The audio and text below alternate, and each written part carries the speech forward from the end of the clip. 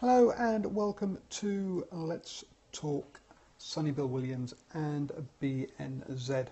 It's been big news in New Zealand that he takes over the BNZ logos, and I think it's gone and hit headlines worldwide, so I thought we'd have a chat about it. I'm Paul, the guy behind DrivingMaul, and thank you very much for watching. If you've enjoyed this, and please share it or put the old thumbs up if you're watching on YouTube. It's all much appreciated. And obviously please do add any comments either as live as we're watching or in Twitter or in the comments below in YouTube as well. Always up for good rugby chat. So let's talk about Sonny Bill Williams and taping over the BNZ logos that he did last weekend in his first game back in Super Rugby. Now, he's not the first sports person to conscientiously object to logos. We've seen it in football and or sponsors logos. We've seen it in football and cricket as well. And players have been given special jerseys with those sponsors logos removed to play in, and there has been no problem. And I think, and personally, I have no problem with the conscientious objection either, but if that is what it is. Sonny Bill Williams came out on Twitter at least and said that he would tell us this week as to what the story was behind it. We've not heard, I don't believe he's come out and said what it is, but everyone is assuming that it is due to his religious beliefs and around the fact that the earning of money via interest on loans is contrary to the teachings of Islam. And as I say, I have no problems with that, with him conscientiously objecting and having a jersey without these logos on. I do have a bit of a problem with how it's all being handled and how it's all come about. If we go on the Blues website and have a look at Sonny Bill Williams' profile, you'll see him sat there in a Blues jersey with the BNZ logos showing, and also midweek prior to the game last week he gave interviews at training in a training jersey with the BNZ logos on. So this is something that's happened sort of recently, and if you look at what the Blues and New Zealand Rugby have sort of said in press releases, it does appear that it caught them by surprise and he didn't tell them about it. So it looks like something he's done on the day without informing his team and also the national body. So I'd say I don't have any problems with the removal, but it's how he's gone about this. To me, it comes down to one of three things. Either he doesn't trust the Blues to talk to them about it, and he thought he wouldn't be allowed to, and would there be some sort of threats if he did, or he's just been a bit, I guess, immature about doing it and just doing it on the fly, or he's done it to create a media storm, which is what has gone and happened. Personally, I think what he should have done is he should have talked to the Blues and New Zealand Rugby ahead of time, and I'm pretty sure he would have been provided with a jersey just with those logos removed. BNZ have said they've got no problems, and my understanding is that Investec are taking the same route, but being in South Africa, the time zones, it's taking time to get those responses back.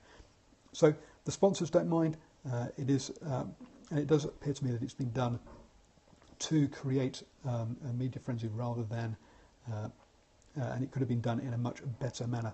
And that's my only problem with it.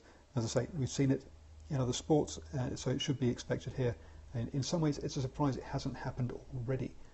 To be honest, with sports stars, and as I say, and we have other players objecting or conscientiously saying they don't want to be involved in other adverts. So KFC, the Association of Fast Food, some players have said they don't like the association of that alongside sport. They think it's incorrect, with obesity being a big problem here in New Zealand and most of the Western world for that matter.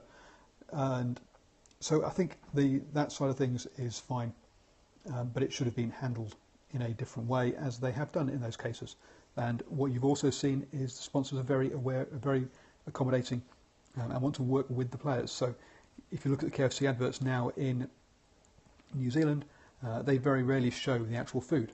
What we've had is the players doing arts and crafts with KFC buckets rather than actually showing food. So they get the association of the brand, but they don't get the association of the actual food bit itself. And sponsors are getting more and more aware and much happier to be involved like this. We still have bad sponsor associations. Personally, I really do not like the green NIB box on the front of the Blues jerseys, for example. There's a sponsor that hasn't, that has just said, here's our logo, put it on, rather than getting involved with the club and getting in with the culture and with the design they have. If you look at Gloucester and Mitsubishi, for example, in the first year it was a box on the front of the jersey, and it really did not fit well amongst the stripes and that they had. The following year, Mitsubishi realised that this didn't go down well with fans. It wasn't the way to associate yourself with a brand, and they went against their own branding guidelines to make their logo fit on the Gloucester jersey, and which is how sponsors should be working with brands, not to hide them, but to become part of the culture. There's a TV show in New Zealand called John and Benno, who are comedians, and at the end of the show, the company that sponsors their clothing and provides their clothing says, clothing from Heinsohn Brothers, whatever it's called, XYZ, you didn't think they clothe themselves, did you? Adding in the humour, adding in the joke, it's a comedy show, it works, it fits, and that's how sponsors should be working with the companies. So I've got off on a bit of a tangent from the Sonny Bill Williams piece to talk more about sponsorship in general, but I say the sponsors aren't going to have a problem with this, as BNZ and Investec have shown. It's going to be interesting to see what happens come All Blacks time with AIG.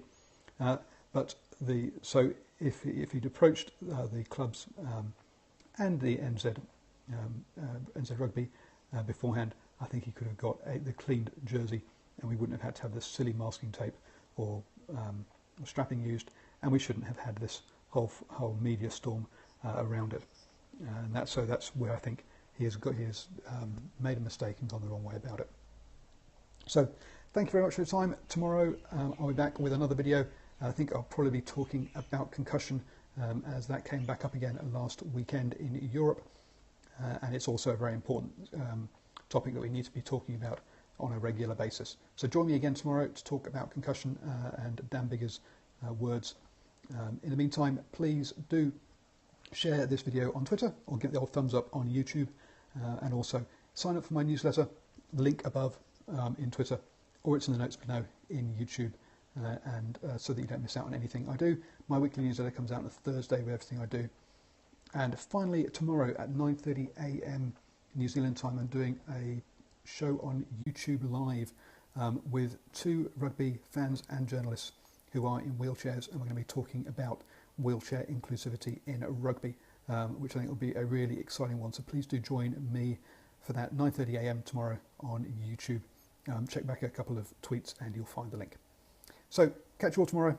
Have a great day, and see you soon.